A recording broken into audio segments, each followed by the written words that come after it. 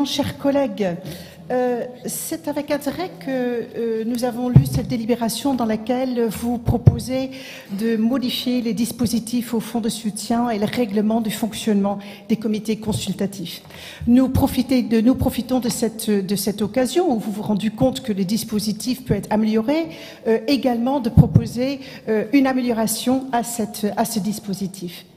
Notre amendement s'inscrit dans le même souci et dans le droit ligne du volet pratique et gestion de dossier. Il vise à améliorer justement les outils de gestion pour la commission consultative, les services et des élus, et enfin plus d'informations et plus d'avis éclairés sur les dossiers qui vont leur être soumis avant qu'ils soient validés ou pour les reconductions. Ces demandes, nous proposons que désormais les demandes qui vont être déposées soient accompagnées par une note qui précise les informations suivantes. 1. Le nombre de spectateurs et le taux de remplissage des salles de spectacle.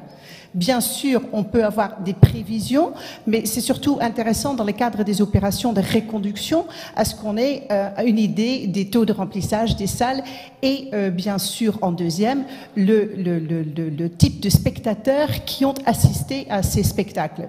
Je veux dire par cela qu'il me semble important qu'on puisse savoir si ce sont des spectateurs qui sont arrivés dans des groupes scolaires ou si ce sont des spectateurs qui sont payants ou non payants.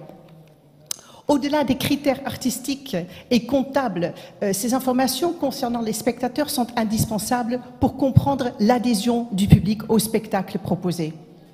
Améliorer les retours d'expérience, analyser la pertinence des projets, améliorer les dispositifs d'aide, bref, veiller à la bonne utilisation des ressources matérielles et immatérielles que la région mobilise pour sa politique culturelle. Merci. Madame Chagnon, c'est une explication de vote ? Oui, tout à fait, Monsieur le Président.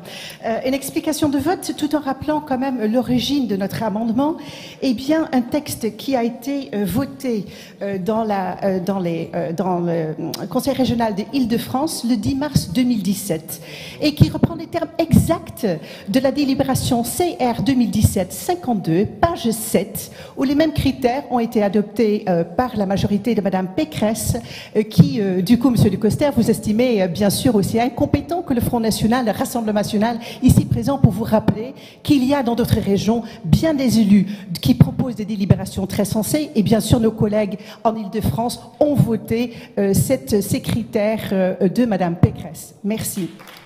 Ouais.